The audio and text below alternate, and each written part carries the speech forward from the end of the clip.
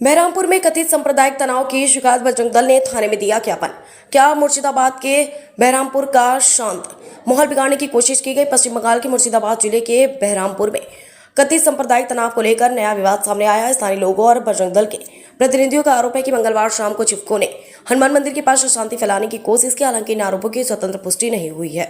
शिकायतकर्ताओं का कहना है कि स्थानीय निवासियों ने मौके पर विरोध किया, जिसके बाद स्थिति शांत हो गई। घटना की सूचना मिलते ही पुलिस सक्रिय हुई और हालात पर नजर रखी, जिससे किसी भी तरह की सांप्रदायिक गड़बड़ी नहीं हुई। इसके बाद बजरंग दल के पदाधिकारियों ने बहरामपुर थाने पहुंचकर लिखित शिकायत दर्ज कराई और पूरे मामले की निष्पक्ष जांच एवं आवश्यक कार्रवाई की मांग की। फिलहाल पुलिस शिकायत के आधार पर मामले की जांच कर रही है। प्रशासन ने कानून व्यवस्था बनाए रखने की अपील की और मामले की सभी तथ्यों की पुष्टि जांच के बाद ही स्पष्ट होने की बात कही जा रही है। रिपोर्टर रथिन सिंह रॉय। আপনারা কালকে যে ঘটনাটা ঘটেছে শুনলাম আমরা সেই ব্যাপারে আজকে থানায় এসেছে পুরোটা যদি একটু দেখুন বিষয়টা থানায় আমরা এসেছি তার কিছু বিশেষ কারণ আছে। কারণ আমরা চাই না যে কোনো ধর্ম তাদের ধর্ম পালন করবে, বা আমরা এটা চাই যে প্রত্যেকে ধর্ম পালন করবে। নির্দিষ্ট নিয়ম আছে। আমরাও দুর্গাপুজোর সময় একটা নির্দিষ্ট নিয়ম মেনেই আমরা বিসর্জনের যে প্রসেশনগুলো বেড়াই আমরা ওগুলো পালন করি। আমাদেরকেও কোনো রাস্তার মোড়ে 2 মিনিটের বেশি দাঁড়াতে দেয় না।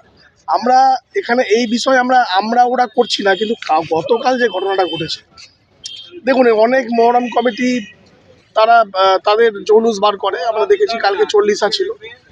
বিষয়টা আমরা কালকে জানতাম না যে 40 ছিল। তো যাই হোক, মন্দির কমিটি যেটা আমাদের জানিয়েছে যে গোড়াবাজার হনুমান সংকটমোচন হনুমান মন্দির, যে ওই সময় পুজো চলছিল।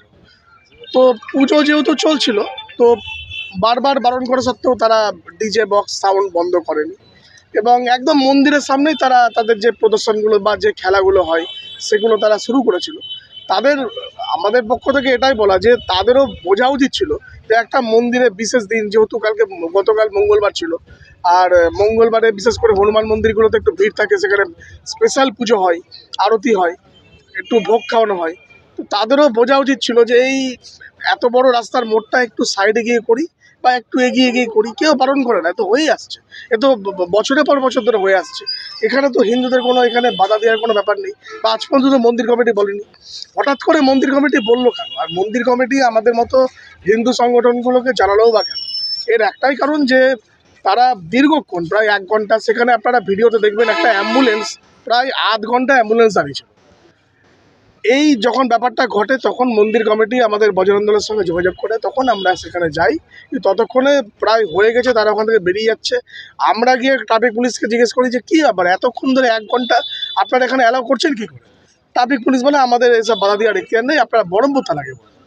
তখন আমরা বহরমপুর থানায় যারা অধিকারী আছে, আমরা টাউন বাবুকে ফোন করি, তারা সঙ্গে সঙ্গে আসেন এবং আমরা একই কথা বলি।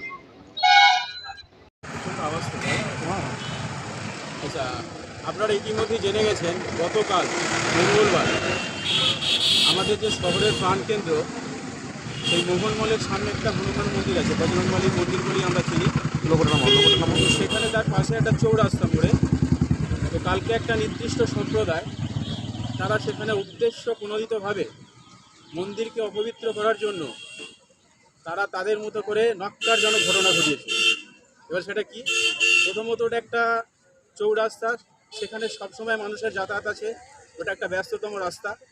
সেই রাস্তাতে প্রায় পৌনে 1 ঘন্টা ধরে ওই মন্দিরে যিনি পুরোহিত তার বয়ান অনুযায়ী প্রায় 45 মিনিট ধরে প্রচণ্ড হারে ডিজে বাজিয়ে এবং যাতে করে পুজোর ব্যাঘাত ঘটে। এবং ওই সময় আমাদের পুরোহিত মশাই পুজোটাকে বন্ধ রাখতে বাধ্য হয়েছিলেন।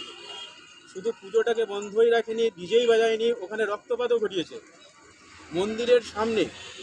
ওদের যে রক্তপাত ঘটানো সেটা মন্দিরের সামনে, সেটা যারা ওখানে সনাতনী হিন্দুরা ছিলেন, কারণ ওটা কালকে ছিল মঙ্গলবার, আর প্রত্যেক মঙ্গলবার বহরমপুরবাসী জানে যে ওখানে কী হারে জমায়েত হয়, ওখানে কিভাবে ভিড় হয়। কারণ ওখানে প্রত্যেক মঙ্গলবার ভোগ প্রসাদ বিতরণ হয়। সেই ভোগ প্রসাদ বিতরণ করার জন্য সমগ্র শহরে বিভিন্ন প্রান্ত থেকে মানুষ ওখানে আসে এবং ওখানে মানুষ জমায়েত হয়। তো তারাও দেখেছে, ভীত হয়েছে, সন্তুষ্ট হয়েছে যে এরকম ঘটনা। ইভেন কি বাচ্চারা যখন ওইভাবে দেখা যাচ্ছে যে তারা রক্তারক্তি করছে, সবচেয়ে বড় রক্তটা মন্দিরের সামনে পড়েছে, যেটা হচ্ছে মন্দিরকে নোংরা করার জন্য, মন্দিরকে অশুদ্ধ করার জন্য সেটা করা হয়েছে। আমরা তার প্রতিবাদ স্বরূপ আজকে এখানে আইসি স্যার ছিলেন না, ডিএসপি স্যারকে আমরা সেটার এখানে স্মারকলিপি দিলাম এবং এর যথাযোগ্য যাতে করে শাস্তি হয় আইন অনুযায়ী, যে তারা কেন এটা করলো, কি উদ্দেশ্য নিয়ে করলো, সেটা যেমন আমরা প্রশ্ন রেখেছি। এবার আইনের মতো করে চলবে, আইন ব্যবস্থা নেবে। এরপর আমরা এসপি স্যারের কাছে যাবো, আমরা এসপি স্যারের কাছেও এই স্মারকলিপি দেবো, এসপি স্যারের কাছেও আমাদের একই বক্তব্য থাকবে। আপনার নাম? আমার নাম দীপঙ্কর মালিক, আমি রামসেবক পরিবারের একজন সদস্য।